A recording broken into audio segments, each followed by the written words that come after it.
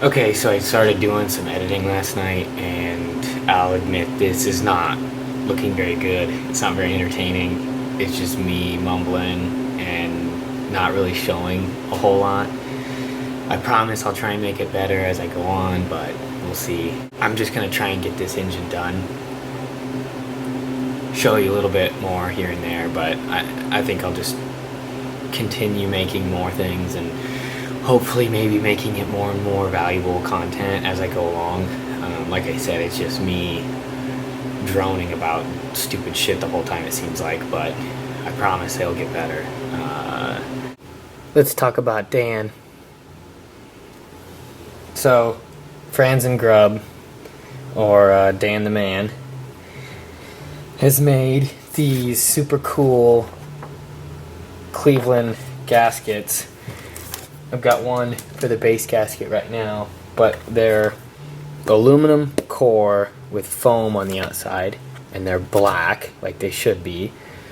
He was tired of the ugly colored gaskets and the trash quality that they were made out of, so he made these amazing foam coated aluminum core reusable gaskets, and they are super awesome. You need some if you are rebuilding a unit or a pre-unit. You need some, so buy some. Get on his website and get his gaskets because they're obviously the best. Also, he carries a lot of Kibble White stuff. I'm going to be installing these bronze, they call them racing tappets, but they're just, you know, damn good tappets. Or tappet blocks. But I'm going to be installing these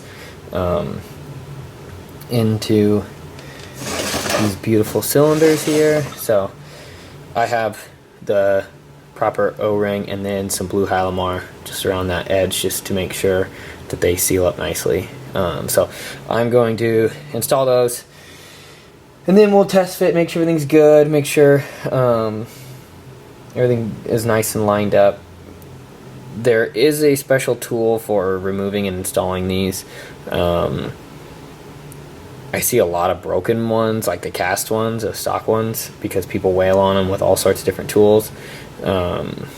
It's important to, one, get them square, and two, not beat them to death because they are fragile. I'm assuming these are probably a little tougher, but you don't want to deform the whole, you know, you want that cam follower to ride nicely in there. So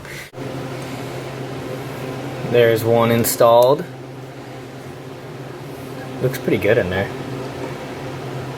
All those shiny parts.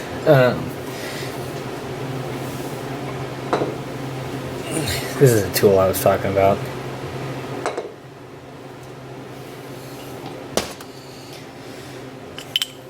Stick that in there. That's, I mean, same for removing them. You know, fits in there like that. And then that's how you drive in. It's really important that you line that locator nipple up. There's a little set screw. Keeps it in place. So you want to make sure that that's lined up, because that will also help for your alignment of your cam followers. Because if it's in there crooked, it's going to wear out the followers and that cam. It's going to be a mess. So that's like kind of the easiest way. If you're doing it at home, that is going to be the easiest way to make sure everything's nice and lined up. I'm going to show you how to put on your cam gears the good way. Don't use a hammer. A lot of people, for some reason, will just wail on these. I've seen like socket damage all along here where the threads are because people just, like, you know, blast them on with like a big socket or drift or whatever they can find and stick on there, and it drives me nuts. But these toolkits aren't that expensive, but you just thread this onto the face of the gear, and then that's the timing mark. I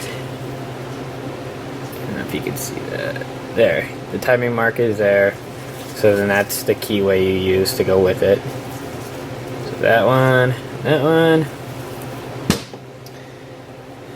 take your new little key. Shit, don't drop it, but take your new little key.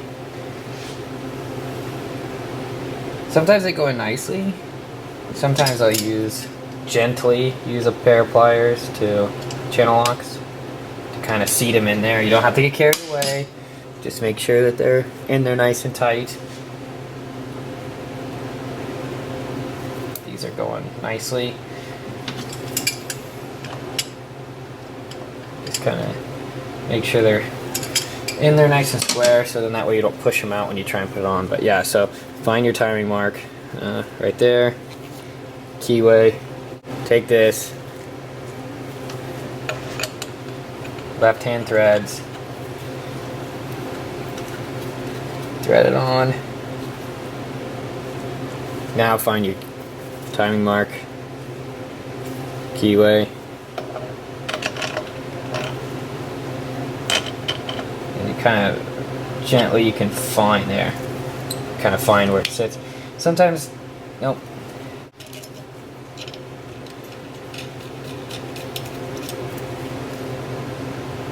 Kind of square it up, make your life a lot easier.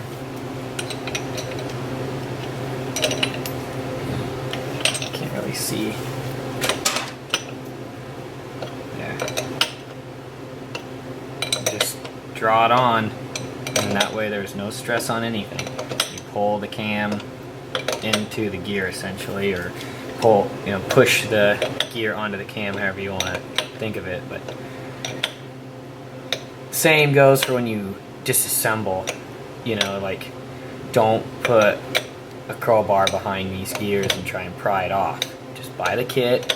It's not that expensive. I think Lowbrow sells them, or wherever you can find them. Just grab one. It's worth it. Do everything right. If you want to play with British bikes, it's worth doing things right. Okay, so you can kind of feel when it seats.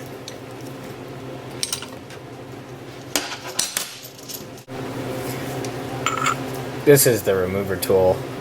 This one works the same. You just thread the T-handle down in there. And then I just like this one better because it's much sturdier. I think it's an original one. The threads don't pull out so easy. These I've pulled the threads out of before with like a super gnarly, crusty old engine. Now you've got all your gears in and everything, you're going to want to tighten down the nuts. Do not stick pennies in between here or whatever else you come up with. Don't do that. It's not good on the bushings, the cams, the gears. It's not good on anything. I have a special tool, but all it is just a crank gear. The crank pinion. So when you stick it in there, it locks up. Whichever direction you go and it locks up those gears. So get yourself another pinion gear, just throw it in up there, it works great. Now, I also have a old cam gear that's been like cut in half, and they just, we're setting that in there. I found it in an old toolkit. It works good too. It falls out a lot is my only thing that's annoying. This, stays in pretty well, but anyway. Just please don't stick pennies or any other bullshit down in between these gears. Do it right. Also, you could put a extension down in the holes on the crank. So like some of the lightning holes or balance holes that they do from the factory. Those are deep enough. You can put an extension down in there. It's a little stressful on the cases, but you really shouldn't be getting after it that much.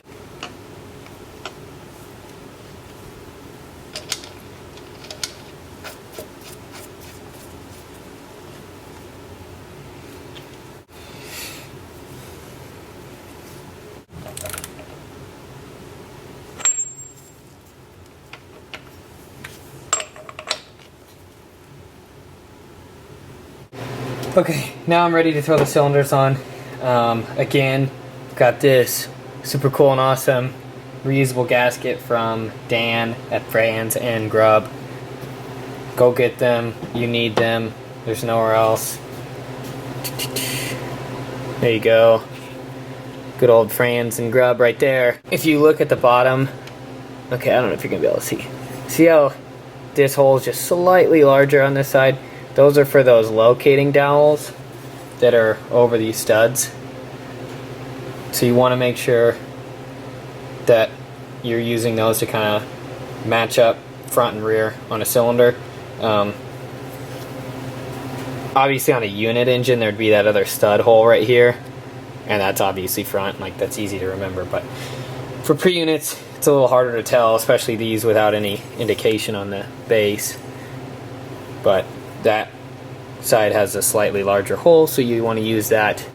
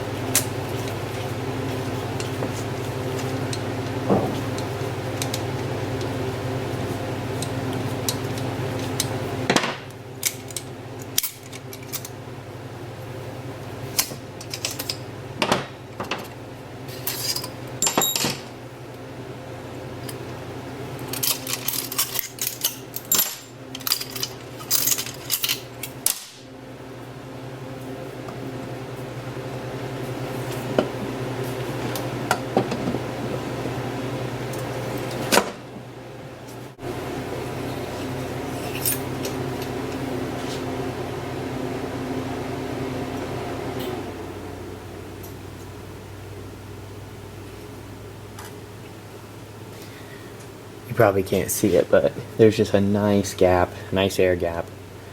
I feel pretty confident that we're going to get a good amount of pressure on the seals, but not too much to where we're going to, you know, hurt the head. Tom also found all this super fancy stainless hardware, so it's been kind of nice to work with. I'm not going to get super carried away with the outside bolts until I get these center ones in. I just like to get them snugged and, you know, seated, I guess. And then later on, you can go back and, you know, actually torque them. Okay, for the most part, it's done. This is probably one of the least detailed rebuild videos I could have made, but it just got, you know, too overwhelming, and there's just too much to show, slash the fact that this isn't a tutorial, this was just me doing this, and I thought it would be kind of interesting to make a video showing it.